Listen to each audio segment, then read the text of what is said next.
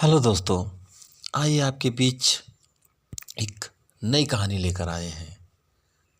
कहानी का नाम है आलसी ननद की शादी।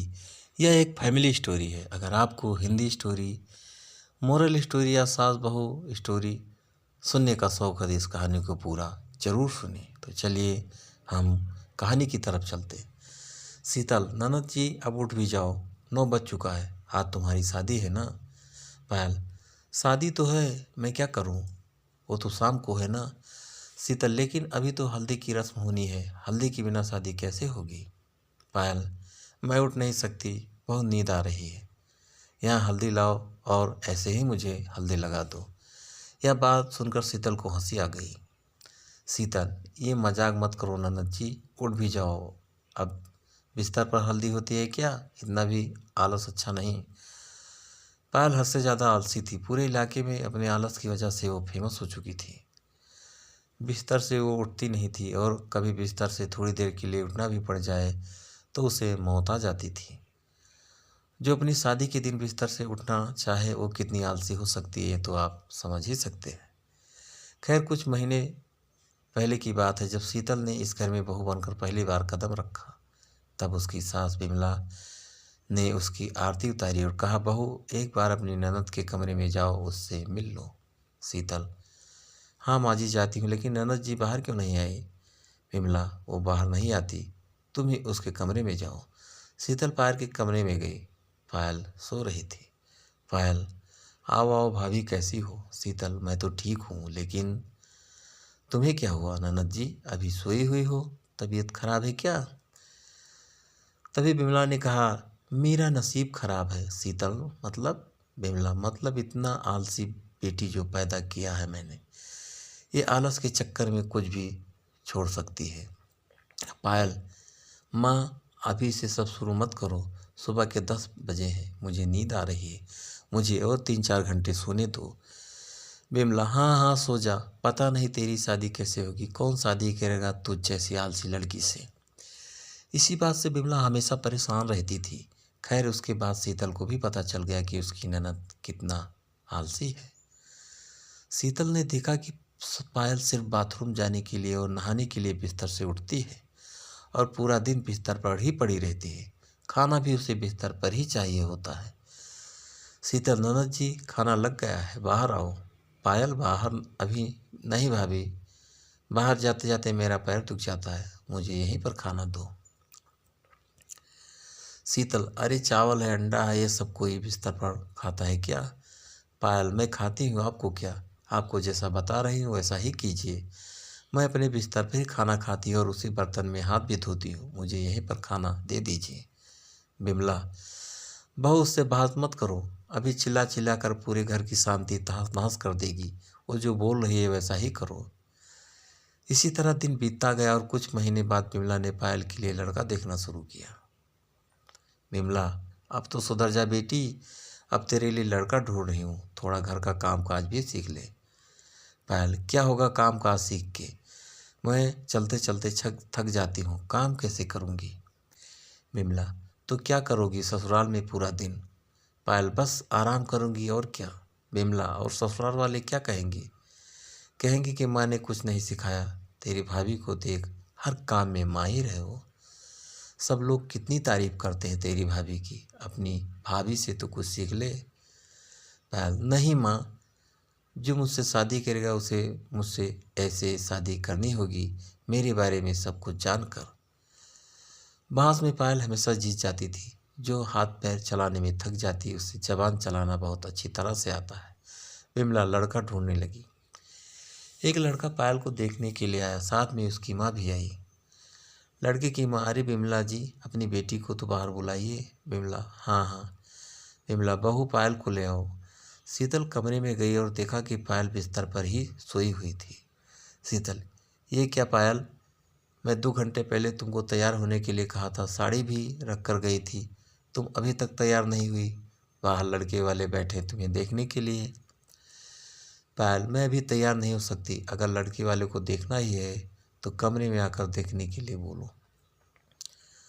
शीतल बाहर गई और लड़के वालों से कहा, सॉरी, पायल कमरे से निकलने के लिए तैयार नहीं, आप लोग कमरे में आइए। लड़के की माँ, ये कैसी लड़की है, हम उसे देखने आए हैं और वो कमरे से निकल ही नहीं रही। हम इससे हमारे बेटे की शादी नहीं कराएंगे। बेटा, ऐसी लड़की से शादी करने से तो पूरी ज़िंदगी कुंवारा बिताना अच्छा है। ऐसे तो 3 लड़के भाग गए। सच में ऐसी लड़की से कौन शादी करना चाहेगा। विमला मुश्किल में पड़ गई। विमला, बहू, अब मैं क्या करूं? घर में कुंवारी जवान लड़की का होना एक माँ के लिए बोझ है। अब सब कुछ तुम्हारे ऊपर ही है। तुम किसी भी तरह से इसकी शादी करवा दो बस। शीतल, ठीक है माँ जी, आप चिंता मत कीजिए। मैं ननद जी की शादी तो करवाऊंगी, साथ साथ उनका आलस भी गायब कर दूंगी। शीतल के दिमाग में एक प्लान था। उसका एक दूर का भाई था जिसका नाम रोहन था, लेकिन रोहन के साथ शीतल का रिश्ता बहुत गहरा था। शीतल हर साल रोहन को राखी पहनाती थी और भाई दूज में अपने घर बुलाती थी। शीतल ने रोहन से बात की। रोहन, ठीक है दीदी, मैं शादी करूंगा आपकी ननद से, और उसके बाद तुम्हें क्या करना है वो समझ गए हो ना। शीतल, हाँ हाँ, बहुत अच्छी तरह से। रोहन के साथ पायल की शादी फिक्स हो गई। विमला तो बड़ी खुश हुई और ऐसे ही शादी का दिन भी आ गया, लेकिन पायल बिस्तर से उठने का राजी ही नहीं थी। शीतल ने उसे कुछ नहीं कहा। बिस्तर पर ही पायल की हल्दी की रस्म पूरी हो गई। शाम हो गई और किसी भी तरह बिस्तर से उठकर पायल से शादी का लहंगा पहना। पायल, भाभी, लहंगा पहनते पहनते तो मैं थक गई, मुझे अभी सोना है। बेला, बदतमीज लड़की, अभी सोना है? मतलब तेरी भाभी ने इतनी मेहनत करके तेरे लिए लड़का ढूंढा, वो लड़का भी बारात लेकर यहाँ आ जाएगा और तुझे अभी सोना है। शीतल, कोई बात नहीं माँ जी, इसे सोने दीजिए। आज इस घर में इसका आखिरी दिन है। बारात आ गई, लेकिन पायल बिस्तर से नहीं उठी, इसीलिए रोहन कमरे के अंदर ही शादी करने चला आया। रोहन, अरे तुम सो रही हो पायल, तुम्हें उठने की कोई ज़रूरत नहीं, शादी तो ऐसे ही होगी। Payal, thank you so much Rohan, तुमने मुझे समझा। रोहन, तुम्हारा पति जो बनने वाला हूँ, समझना तो पड़ेगा ही। पंडित जी को भी कमरे में बुलाया गया और वहीं पर शादी हो गई। पायल बिस्तर पर ही पड़ी रही और पंडित जी मंत्र पढ़ते गए। अगले दिन सुबह विदाई से पहले विमला ने अपनी बेटी से कहा, विमला बेटी, तू बहुत लकी है जो तुझे ऐसा पति मिला, इसे कभी नाराज मत करना। पायल ससुराल चली गई, लेकिन उसे यह नहीं पता था कि इसके बाद उसकी ज़िंदगी में क्या होने वाला है। ससुराल में पहले 2 दिन तक तो पायल की सास, ननद और नौकरों ने उसे बहुत अच्छे से खिलाया पिलाया, लेकिन फिर तीसरे दिन रोहन ने कहा, मुझे एक नौकरी मिली है, उसके लिए मुझे बाहर जाना होगा। पायल, तुम भी मेरे साथ चलो, नहीं तो मैं अकेले बोर हो जाऊंगा। रोहन पायल को लेकर बाहर चला गया और दोनों एक फ्लैट में शिफ्ट हो गए। अगले दिन सुबह सुबह रोहन घर से चला गया। अब पायल घर में अकेली थी। पायल को अकेले रहने की आदत नहीं थी। वह हमेशा से एक घर की लाडली बेटी थी और उसे सब कुछ प्यार करते थे, इसीलिए वह जो भी बोलती थी सब लोग वही करते थे, उसके सामने खाना लाकर रख देते थे। लेकिन अब घर में अकेले पड़े पड़े पायल को भूख लगने लगी। पायल खुद से बड़बड़ाने लगी, अरे यार, बहुत भूख लग रही है, क्या करूं, घर में तो कुछ भी नहीं है। पायल चिल्ला भी नहीं पा रही थी क्योंकि घर में वह अकेली थी, भला किस पर चिल्लाती। फिर भी भूख बर्दाश्त करके वह कुछ देर सोई रही, लेकिन अब भूख काबू के बाहर हो रही थी। पायल की हालत रोने जैसी हो गई। पायल, माँ, भाभी, मुझे खाना दो। अब उसे बिस्तर से उठना ही पड़ा, लेकिन उसे खाना बनाना नहीं आता था, इसलिए उसने अपनी भाभी शीतल को कॉल किया। शीतल, क्या बात है, सुबह के 9 बजे कॉल कर रही हो, ये कैसे हो गया आज? पायल, भाभी, बहुत भूख लगी है, जल्दी से कुछ बताओ जो झटपट बन जाए। शीतल, रोटी सब्जी बना लो। पायल, नहीं नहीं, रोटी सब्जी बहुत मेहनत का काम है, कुछ आसान बताओ। शीतल, ठीक है तो फिर पोहा बना लो। शीतल उसे पोहा बनाने का तरीका बताती गई। पायल ने पोहा बना भी लिया। जिंदगी में पहली बार उसने कुछ बनाया, लेकिन उसमें बहुत मेहनत लग गई। पोहा के खाने के कुछ देर बाद उसे फिर से भूख लग गई। अब उसने खिचड़ी चढ़ा दी। घर भी बहुत गंदा हो रहा था, तो खिचड़ी बनाते बनाते उसने घर भी साफ कर लिया, क्योंकि उसे गंदगी से नफरत थी। इस तरह धीरे धीरे उसका आलस जाने लगा। शाम को जब रोहन लौटा तो उसने देखा कि पायल ने उसके लिए खिचड़ी बना कर रखी थी। रोहन, अरे वाह, मेरे लिए खिचड़ी बनाई गई हो? पायल, हाँ, खा के बताओ। इस तरह 1 हफ्ते के अंदर पायल का आलस चला गया और वह घर का सारा काम सीख गई। तब जाकर रोहन ने उसे बताया, रोहन, पायल, असल में मेरी कोई नई नौकरी नहीं लगी थी। मैंने तो झूठ बोला था। ऑफिस से 1 महीने की छुट्टी लेकर यहाँ आया था। प्लान तो तुम्हें घर में अकेला छोड़ने का था। तुम तो 1 हफ्ते में ही सब कुछ सीख गई।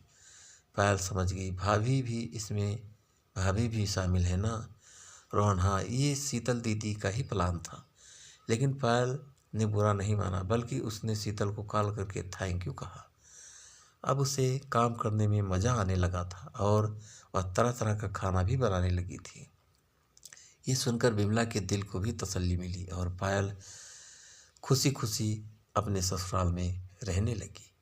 दोस्तों, ये मोरल स्टोरी आपको कैसी लगी, नीचे हमें कमेंट करके ज़रूर बताइएगा। और दोस्तों, एक लाइक ज़रूर कर दीजिएगा, क्योंकि आपके लाइक से ही हमें मोटिवेशन मिलता है। और दोस्तों, अगर अभी तक आपने हमारे चैनल को सब्सक्राइब नहीं किया है तो प्लीज़ जल्दी से आप हमारे चैनल को सब्सक्राइब कर लीजिए, जिससे इसी तरह अच्छी अच्छी और नई नई कहानियाँ आप लोगों के बीच पहुंचाता रहूं और आप लोग कहानियों का आनंद उठाते रहें। तो दोस्तों, फिर एक प्यारी सी नई कहानी के साथ आपसे फिर मुलाकात होगी।